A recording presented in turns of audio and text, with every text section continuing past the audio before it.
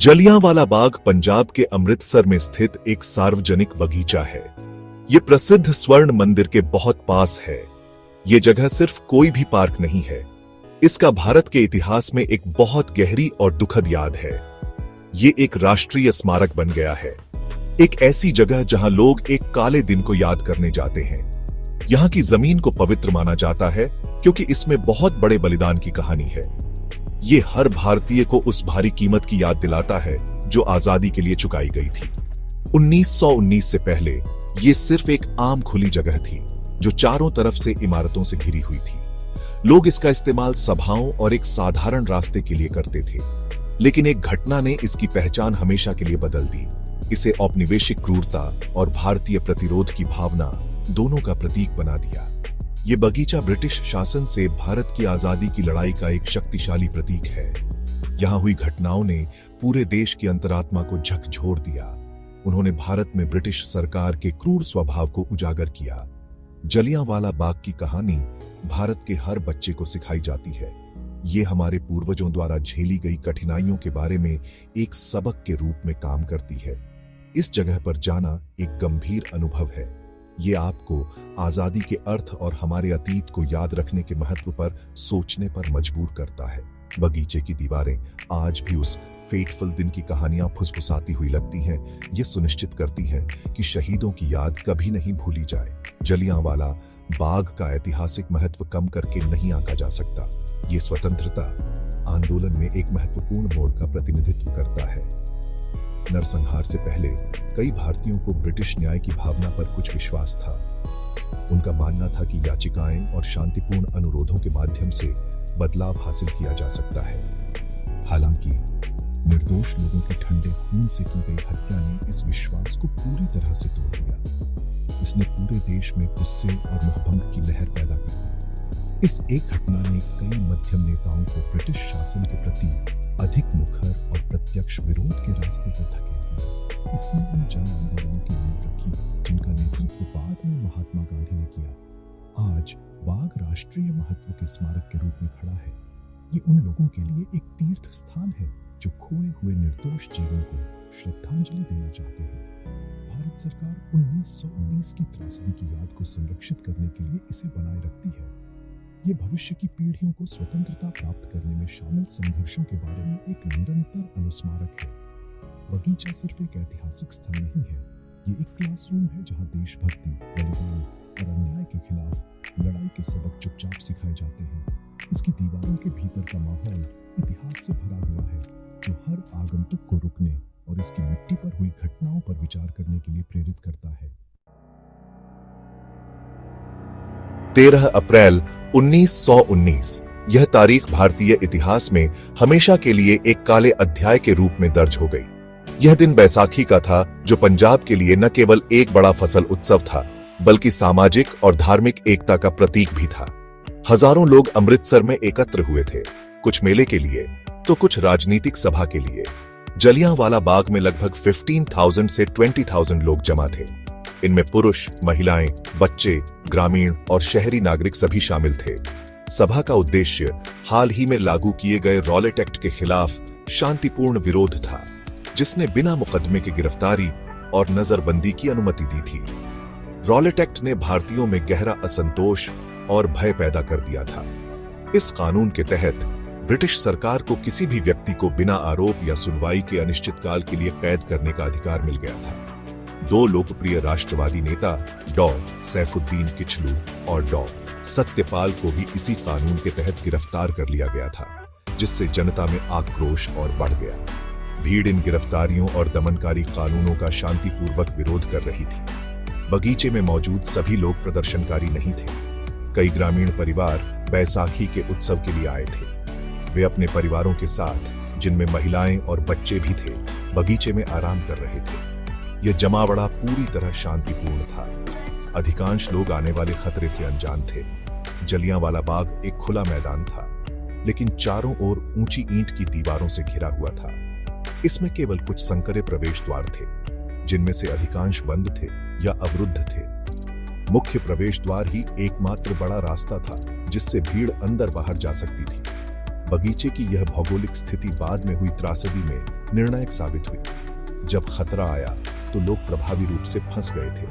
भागने का कोई आसान रास्ता नहीं था। अगर कुछ गलत होता तो हजारों लोगों के लिए बाहर निकलना लगभग असंभव था। बैसाखी का उत्सवपूर्ण माहौल जल्द ही एक अकल्पनीय त्रासदी में बदलने वाला था। शाम लगभग 5:30 बजे ब्रिगेडियर जनरल रेजिनाल्ड डायर अपने 50 सशस्त्र सैनिकों के साथ बाग के मुख्य प्रवेश द्वार पर पहुंचे। सैनिकों के पास .303 ली एनफील्ड राइफलें थीं और उनमें से कुछ के पास मशीन गनें भी थीं, जिन्हें बाग के बाहर तैनात किया गया था क्योंकि वे अंदर नहीं लाई जा सकती थी। बिना किसी चेतावनी के डायर ने अपने सैनिकों को मुख्य विकास को अवरुद्ध करने का आदेश दिया, जिससे भीड़ पूरी तरह फंस गई। यह एक पूर्व नियोजित रणनीति थी ताकि कोई भी व्यक्ति भाग न सके। जनरल डायर ने सभा को अपने आदेशों का उल्लंघन करने के लिए भीड़ को सबक सिखाने का निश्चय किया।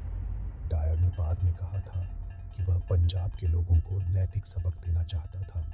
उसका उद्देश्य था कि भविष्य में कोई भी ब्रिटिश राज के खिलाफ आवाज उठाने की हिम्मत न करे। डायर ने किसी भी संभावना को बचाने के लिए यह कठोर कदम उठाया। उसके भीड़ को तितर-बितर करना बल्कि उन्हें दंडित करना था। बिना किसी चेतावनी के डायर ने सैनिकों को गोली चलाने का आदेश दिया। सैनिकों ने अपनी राइफलें भीड़ के सबसे कम हिस्सों की ओर तान दी, जहाँ सबसे अधिक लोग थे। गोलीबारी लगभग 10 मिनट तक लगातार चली। कुल 1650 राउंड गोलियां चलाई गईं। गोलीबारी तब रुकी जब सैनिकों के पास गोला बारूद खत्म हो गया। बाग में दहशत, चीख-पुकार और अराजकता फैल गई। लोग जान बचाने के लिए इधर-उधर भागने लगे। चश्मे के टुकड़ों से और गोलियों से बचने के लिए पहाड़ों पर चढ़ने की कोशिश कर रहे थे, लेकिन कई गिर गए या गोली लगने से मर गए। सैकड़ों लोग गोली लगने से वहीं गिर पड़े। भागते हुए कई लोग बुझा गए। बाग के अंदर एक कुआं था जिसमें लगभग 120 लोग जान बचाने के लिए कूद गए। चोट लगने के लिए तैयार थे। 379 लेकिन स्वतंत्र सूत्रों के अनुसार मृतकों की संख्या 1000 से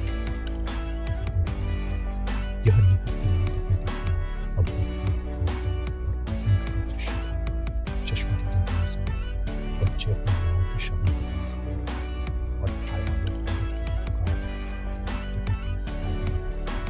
ब्रिटिश अधिकारियों ने घायलों की मदद करने पर प्रतिबंध लगा दिया था।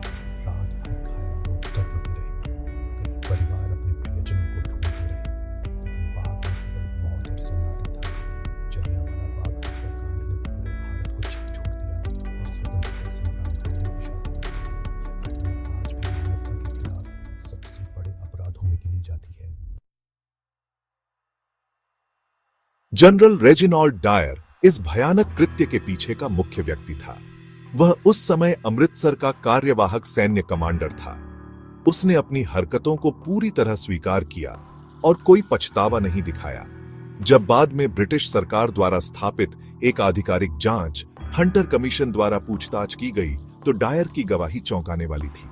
उसने कहा कि उसका इरादा सिर्फ भीड़ को तितर-बितर करना नहीं था, बल्कि पंजाब के लोगों पर पर्याप्त नैतिक प्रभाव डालना था। उसने पुष्टि की कि अगर बाग का प्रवेश द्वार इतना चौड़ा होता कि मशीन गन अंदर लाई जा सके, तो वह उनका इस्तेमाल करता। उसका भयानक और बिना पछतावे वाला रवैया औपनिवेशिक प्रशासन के गहरे बैठे नस्लवाद और अहंकार को उजागर करता है। ब्रिटिश सरकार की प्रारंभिक प्रतिक्रिया मिली-जुली थी, लेकिन अंततः उसने अपने ही लोगों को बचाया।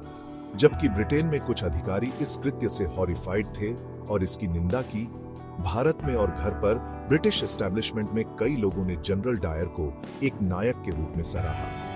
उनका मानना था कि उसने भारत में ब्रिटिश साम्राज्य को एक बड़े विद्रोह से बचाया था। ब्रिटेन के हाउस ऑफ लॉर्ड्स ने भी उसके पक्ष में एक प्रस्ताव पारित किया। ब्रिटेन में उसके समर्थकों द्वारा एक फंड जुटाया गया, जिसमें उसके लिए एक महत्वपूर्ण राशि एकत्र की गई। ब्रिटिश शासक वर्ग की ये प्रतिक्रिया भारतीयों के लिए एक थप्पड़ थी। इसने दिखाया कि भारतीय जीवन को सस्ता माना जाता था और न्याय ऐसी चीज नहीं थी जिसकी वे अपने औपनिवेशिक आकाओं से उम्मीद कर सकते थे। नरसंहार और जनरल डायर का बाद में बचाव का भारतीय लोगों पर गहरा और तत्काल प्रभाव पड़ा। इसने पूरे उपमहाद्वीप में गुस्से और क्रोध की लहर पैदा की। महात्मा गांधी सहित कई भारतीयों का ब्रिटिश न्याय प्रणाली में जो विश्वास था वह पूरी तरह से नष्ट हो गया। ये सभी को स्पष्ट हो गया कि ब्रिटिश शासन बेनेवोलेंट नहीं था बल्कि बल और दमन पर आधारित था।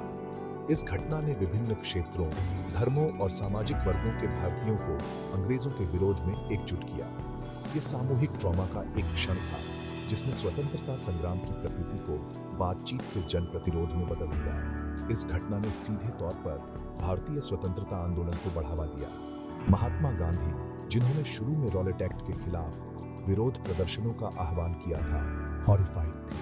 उन्होंने 1920 में अपना पहला बड़े पैमाने पर इस आंदोलन शुरू किया। इस आंदोलन ने भारतीयों से ब्रिटिश वस्त्रों, स्कूलों, अदालतों और सरकारी सेवाओं का बहिष्कार करने का आह्वान किया। जलियांवाला बाग की याद स्वतंत्रता सेनानियों के लिए एक शक्तिशाली रैली ट्राई गई। इसने अनगिनत व्यक्तियों को स्वतंत्रता संग्राम में शामिल होने के लिए प्रेरित किया।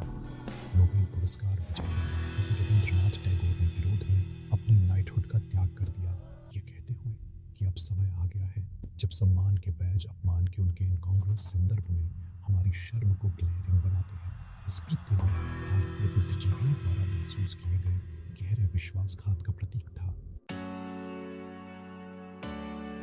आज जलियांवाला बाग एक खूबसूरती से बनाए रखा गया स्मारक है। ये शांत चिंतन का स्थान है। जब आप यहाँ आते हैं तो आप अभी भी त्रासदी के भौतिक सबूत देख सकते हैं। एक हिस्से में दीवारों पर गोलियों के निशान हैं, जिन्हें आगंतुकों को देखने के लिए संरक्षित और हाईलाइट किया गया है। ये निशान उस दिन की हिंसा का एक चिलिंग और टैंजिबल लिंक के रूप में काम करते हैं। शहीद कुआं, जिसमें कई लोगों ने अपनी जान बचाने के लिए कूदकर जान दे दी थी, भी स्मारक का एक केंद्रीय फीचर है। अब इसे एक सुरक्षात्मक संरचना से ढका गया है, लेकिन इसकी गहराई में देखना एक प्रोफाउंडली मूविंग अनुभव है। ये उन लोगों की हताशा और बलिदान का एक शांत गवाह है जो इसमें मर गए थे। एक शाश्वत लौ, जिसे अमर ज्योति यानी अमृता की लौ के नाम से जाना जाता है, स्थल पर जलती है। इसे शहीदों को सम्मानित करने के लिए उद्घाटन किया गया था और यह स्वतंत्रता की अदम्य भावना का प्रतीक है जिसे उनके बलिदान ने प्रज्वलित किया था। बगीचे के बीच में एक बड़ा केंद्रीय पाइलोन, एक स्मारक भी है जो लंबा खड़ा है। पूरे परिसर को इस तरह से डिजाइन किया गया है कि घटना की याद को जीवित रखा जा सके। परिसर में एक गैलरी और संग्रहालय तस्वीरें, दस्तावेज और नरसंहार से संबंधित पेंटिंग प्रदर्शित करते हैं, जो आगंतुकों को एक विस्तृत ऐतिहासिक विवरण प्रदान करते हैं। बाग अब आतंक का स्थान नहीं है, बल्कि एक गंभीर भूमि है जहां राष्ट्र अपने गिरे हुए नायकों को श्रद्धांजलि देता है। जलियांवाला बाग नरसंहार ने महत्वपूर्ण सामाजिक और राजनीतिक बदलाव लाए। इसने भारतीय लोगों और ब्रिटिश शासकों के बीच संबंधों को मौलिक रूप से बदल दिया। इस घटना ने भारत में सभ्यता लाने के ब्रिटिश दावे के पाखंड को उजागर किया। इसने भारतीयों के बीच राष्ट्रीय पहचान और एकता की एक नई भावना को बढ़ावा दिया, जिन्होंने महसूस किया कि उनका एक सामान्य दुश्मन है। साझा दुख और क्रोध ने क्षेत्रीय और धार्मिक विभाजनों को पार कर लिया, जिससे एक आधुनिक भारतीय राष्ट्र की नींव मजबूत हुई। ये घटना राष्ट्रवादी इतिहास का एक कॉर्नरस्टोन बन गई और अगले 3 दशकों तक औपनिवेशिक शासन के खिलाफ जनता को संगठित करने के लिए इस्तेमाल किया जाने वाला एक शक्तिशाली प्रतीक बन गई। अंत में जलियांवाला बाग की कहानी इतिहास से एक शक्तिशाली और दर्दनाक सबक है। ये हमें दमन की क्रूरता और स्वतंत्रता के लिए लड़ने वालों के अविश्वसनीय साहस के बारे में सिखाता है। ये हमें याद दिलाता है कि स्वतंत्रता दी नहीं गई थी, इसे इमेंस सफरिंग और बलिदान के माध्यम से अर्जित किया गया था। 1919 के उस दिन की गोलियों की गूंज भारत के दिल में गूंजती रहती है। वे अत्याचार के खिलाफ एक निरंतर चेतावनी और स्वतंत्रता की मूल्य की याद दिलाते हैं। जलियांवाला बाग का संदेश सरल लेकिन गहरा है। हमें उस कीमत को कभी नहीं भूलना चाहिए जो हमारी स्वतंत्रता के लिए चुकाई गई थी, और उन मूल्यों की रक्षा के लिए हमेशा प्रयास करना चाहिए जिनके लिए शहीदों ने अपना जीवन दिया था।